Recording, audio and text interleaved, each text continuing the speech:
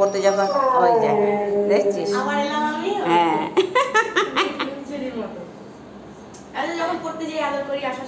হ্যাঁ, আদরটা চায়, আর কি চায় ওরা, আজ আছে কাল নাই, এদের নিয়ে করে মানুষ শত্রুতামি। কষ্টের জীবন, একটু জল পায় না, থাকার জায়গা পায় না, রাস্তায় রাস্তায় ঘুরে বেড়ায়, ড্রেনের মধ্যে ঢুকে শুয়ে থাকে, এদের সাথে শত্রুতামি করে। তারা মানুষ, দেখলে মনে হয় এদের আঘাত করতে। খেতে দিতে না পারিস, অন্তত আঘাত করিস না তোরা। আজ আছে কাল নেই, এই যে আজকে ভোলা এখানে আছে কালকে থাকবে, তার কি মানে? কোথার থেকে কোথায় কি হয়ে যায়।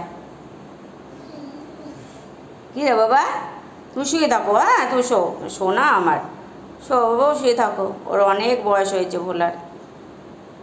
এ খেলো না, কি হয়েছে, বারান্দায় একটু শুয়ে রয়েছে।